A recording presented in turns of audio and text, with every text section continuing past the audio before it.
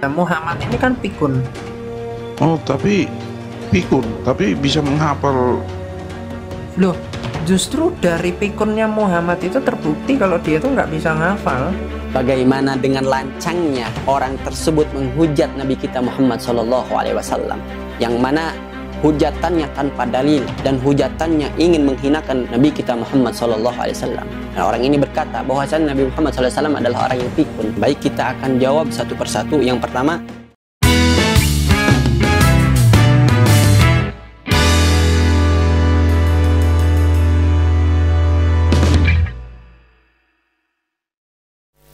Assalamualaikum warahmatullahi wabarakatuh. Bismillahirrahmanirrahim. Sobat Ngabdi Podcast dimanapun antum berada, semoga dalam keadaan sehat walafiat dan dalam lindungan Allah Subhanahu wa Ta'ala. Baik, saya akan kabarkan lagi bahwasannya ada seseorang yang menghina, menghujat agama kita, yakni agama Islam, yang dimana orang ini dengan kurang ajarnya melontarkan hujatannya, fitnahnya terhadap baginda Nabi besar Muhammad SAW, dan ini sangat-sangat tidak pantas, dan bahkan hujatannya tidak berdasarkan dengan dalil dan fakta yang ada, bahkan memutarbalikan fakta. Dan ini terjadi dan terulang-ulang kembali karena musuh agama Islam, orang-orang yang ingin menjatuhkan agama Islam tidak habis cara bagaimanapun caranya supaya agama Islam ini jatuh, supaya agama Islam ini rusak, supaya agama Islam ini dipandang buruk. Maka hujatan orang ini tidak berdasarkan dalil dan fakta yang ada. Dan sekali lagi, orang-orang yang ingin menjatuhkan agama Islam, menghancurkan agama Islam, memporak-porandakan agama Islam, mereka tidak habis pikir bagaimanapun caranya. Mereka menghalalkan segala cara dan membohongi orang-orang, bahkan dengan berita-berita, dalil-dalil yang tidak bersumber, bahkan tidak ada. Nah, balik kita akan simak video yang dimana orang ini berkata dengan senonohnya, dengan perkataan yang tidak berdasarkan. Baik, kita simak videonya sama-sama. Kiamat, kalau itu sepanjang sepengetahuan Kiamat, kalau Al-Quran yang dibakar pada zaman Utsman bin Affan ya, itu apa? Gara-gara apa Kiamat? Karena memang ditemukan berbeda-beda, dan itu menimbulkan harus dikumpulkan lagi mushaf-mushaf dari Fatimah, dari Aisyah ya, dari Zaid dan seterusnya. Dan akhirnya ketika ditemukan di tulang-tulang ya, di pelepah kurma, itu ternyata berbeda-beda. Itu saya ada itu buku tentang kanonisasi Al-Quran itulah. Di situ dijelaskan seperti itu, dan ketika sudah dibuatkan Al-Quran versinya Utsman itu melalui Zaid ya, tetapi itu juga dibantu oleh 12 orang ya, sahabat saat itu. Akhirnya bukti-buktinya semua dibakar. Karena apa?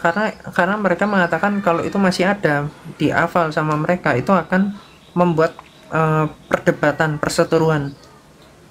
Dan dari zamannya Muhammad itu sudah ada perseteruan, dan itu bukan bicara dialek, bukan. Perseteruan karena apa? Karena berbeda-beda. Muhammad ini kan pikun. Baik ya ahbab, telah kita simak video yang dimana orang tersebut dengan senonohnya, dengan beraninya, dengan lancangnya memfitnah agama Islam, menjelek-jelekkan agama Islam, dan menghujat kepada baginda Nabi besar Muhammad SAW. Dan dia mengatakan bahwasannya Al-Quran dibakar karena terjadinya permusuhan, karena terjadinya pembakaran tersebut disebabkan oleh perseteruan antara kaum-kaum.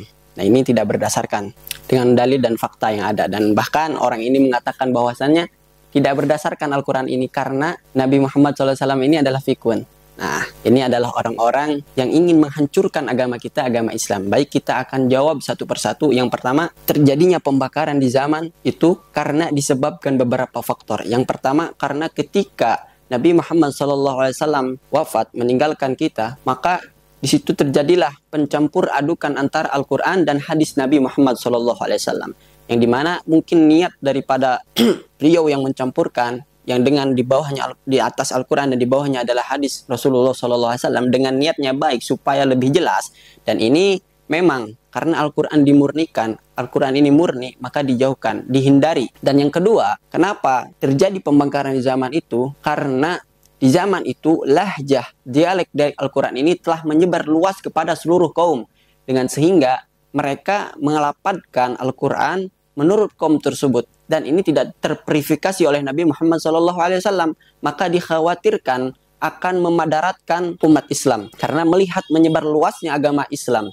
Lalu yang ketiga faktor, karena melihat para penghafal Al-Quran di dalam perang Yamamah itu terdapat banyak orang-orang yang hafiz, yang hafal Al-Quran itu terbunuh. Maka Sayyidina Utsman radhiyallahu anhu, beliau berinisiatif untuk kembali mengumpulkan orang-orang yang menghafal Al-Quran. Dan ini yang beliau ajak untuk berkumpul dan untuk mengumpulkan Al-Quran. Ini bukan orang-orang sembarangan, dan ini adalah orang-orang sahabat top. Yang pertama adalah sekretarisnya baginda Rasulullah SAW, yang mana beliau ini menghafal Al-Quran dan memahami Al-Quran dengan baik. Yang pertama adalah Zaid bin Sabit, dan beliau adalah juru tulisnya Nabi Muhammad, sekretarisnya baginda Rasulullah SAW. Dan yang kedua adalah Abdullah bin Zubair, dan yang ketiga adalah Sa'ad bin Abil Qas, dan yang keempat adalah Abdurrahman bin Haris. Dan ini 4 orang tersebut adalah sahabat-sahabat yang dimana hafal Al-Qurannya kuat dan memahaminya dengan baik. Maka dikumpulkan oleh Sayyidina Utsman bin Affan. Dan memang ketika zaman Sayyidina Abu Bakar As-Siddiq, beliau mengumpulkan kitab, mengumpulkan Al-Quran, sehingga beliau memiliki mushaf Al-Bakriyah. Dan ini lantas jawaban kita yang dimana beliau, orang tersebut melontarkan dengan memutarbalikkan fakta yang ada dan tanpa dalil yang sahih. Dan ini subhanallah, musuh-musuh agama Islam ini tidak habis pikir bagaimanapun caranya supaya umat Islam ini berpecah belah dan orang-orang memandang hina kepada agama Islam. Dan bahkan jikalau kita mencari masalah kekurangan dalam Al-Quran ini tidak akan kita temukan, karena saking kamilnya Al-Quran, sempurnanya Al-Quran dalam bahasa Al-Qurannya. Lalu orang tersebut mengatakan bahwasannya hadirnya Nabi Muhammad ini tidak bisa membereskan persatuan, malah mengadakan perseteruan antara kaum-kaum. Dan ini memutarbalikkan fakta sejarah. Bahkan ketika Nabi Muhammad, sebelum diutusnya Nabi Muhammad SAW, ketika zaman jahiliyah, orang-orang Arab ini mempunyai kebiasaan, yakni berperang antara kaum lain dan kaum lain, suku lain dan suku lain, kabilah lain dan kabilah lain adalah kebiasaannya berperang. Lalu mereka semua mempunyai kebiasaan menguburkan anak-anaknya. Terlebih lagi adalah anak perempuan, karena menurut mereka adalah aib bagi keluarga mereka. Dan ini datanglah Nabi Muhammad SAW dan menghapuskan zaman jahiliyah tersebut. Bahkan diceritakan saking cerdasnya Nabi Muhammad SAW dan menambahkan supaya tidak terjadi perseteruan antara kaum kabilah yang ada di zaman Nabi Muhammad SAW, ketika ada perselisihan antara kaum kabilah yang mana ia merasa lebih pantas untuk meletakkan Hajar Aswad, lalu terjadilah perselisihan dan ditakutkan akan ada pertumpahan darah. Lalu Nabi Muhammad SAW dengan cerdasnya dan mendamaikan kaum-kaum yang ada, beliau mempunyai pikiran bahwasannya beliau meletakkan sorbannya. Lalu dipanggillah pemimpin-pemimpin kaum tersebut, pemimpin-pemimpin kaum kabilah tersebut.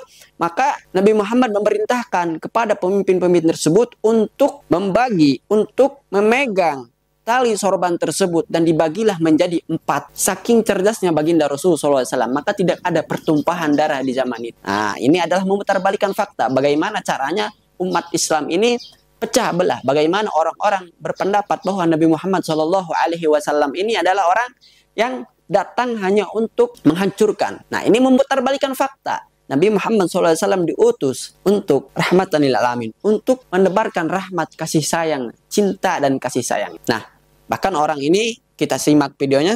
Muhammad ini kan pikun. Oh, tapi pikun, tapi bisa menghafal. Loh, justru dari pikunnya Muhammad itu terbukti kalau dia tuh nggak bisa ngafal. Terus apa yang diandalkan? Nggak bisa menulis, nggak bisa membaca, nggak bisa menghafal juga? Iya, memang nggak ada, Bang. Yang mau diandalkan, apa yang diandalkan? Subhanallah ya ikhwah. Bagaimana dengan lancangnya orang tersebut menghujat Nabi kita Muhammad SAW, yang mana hujatannya tanpa dalil dan hujatannya ingin menghancurkan agama Islam, ingin menghinakan Nabi kita Muhammad SAW. Nah, orang ini berkata bahwasanya Nabi Muhammad SAW adalah orang yang pikun. Bagaimana kita mengatakan pikun? Bagaimana Al-Quran ini tersebar luaskan? Dan Anda, orang tersebut, mengatakan bahwasannya Nabi Muhammad SAW adalah pikun. Bagaimana Nabi Muhammad SAW dikatakan pikun? Sedangkan dalam qiyamul lailnya, setiap rakaat, dalam rakaat pertama, Nabi Muhammad SAW menghatamkan surat Al-Baqarah. Yang mana kita ketahui, surat Al-Baqarah ini adalah surat yang panjang, bukan surat yang pendek. Lalu bagaimana dengan rakaat keduanya? Beliau Nabi Muhammad SAW membaca surah Al-Imran. Lalu dengan rakaat ketiganya beliau membaca surah An-Nisa. Lalu dengan rakaat keempatnya beliau membaca surah Al-Maidah. Lalu bagaimana orang tersebut mengatakan, bisa-bisanya dengan lancangnya mengatakan bahwasanya Nabi kita Muhammad SAW adalah orangnya pikun. Lalu ada orang yang mengatakan bahwasanya Nabi Muhammad SAW tidak bisa membaca dan tidak bisa menulis. Benar. Jika dikatakan tidak bisa membaca dan tidak menulis untuk kita, maka itu adalah sifat kekurangan. Bahkan ini adalah aib bagi seseorang ketika ada orang yang tidak bisa membaca dan tidak menulis. Tetapi tidak bagi kita Nabi Muhammad SAW. Justru ini adalah sifat kesempurnaan baginda Rasul SAW. Ini mujizat daripada baginda Rasul SAW. Jikalau Nabi Muhammad SAW tidak memiliki, tidak dikatakan tidak bisa membaca dan tidak bisa menulis, maka ini adalah kesempurnaan bagi Nabi Muhammad SAW. Jikalau, maka musuh-musuh Islam, orang-orang kafir akan mengetahui bahwasannya murni Al-Quran adalah bukan dari ciptaan tangan baginda Nabi besar Muhammad SAW, dan Al-Quran murni daripada Allah Subhanahu wa Ta'ala, firman-Nya Allah Subhanahu wa Ta'ala. Bahkan musuh pun tidak akan menemui celah kekurangan baginda Rasul SAW. Baginda Nabi besar Muhammad SAW tidak bisa membaca, tidak bisa menulis, dikatakan ummi. Ini adalah mukjizat sifat kesempurnaan baginda Rasul SAW. Tetapi tidak bagi orang semacam kita. Jikalau kita tidak bisa membaca dan tidak bisa menulis, orang-orang ini adalah aib, kekurangan bagi seorang itu. Tapi tidak sekali lagi untuk baginda Nabi besar Muhammad SAW. Maka lantas apa? Ketika Nabi Muhammad dikatakan, oh ini ciptaan Nabi Muhammad, oh ini ciptaan daripada tulisannya Nabi Muhammad, maka terjauhlah daripada fitnah-fitnah tersebut. Ini adalah sifat kesempurnaan mukjizat baginda Rasul Shallallahu Alaihi Wasallam. Maka terbebaslah Nabi Muhammad SAW. Kita mempunyai Nabi Muhammad, mempunyai Nabi yang mana sifatnya sempurna, bahkan tidak ada kekurangan. Makanya di dalam syair dikatakan, khuliqta mubarra'an min kulli aibin. Engkau diciptakan tanpa aib, bersih daripada kekurangan. Karena qad khuliqta ma tasya.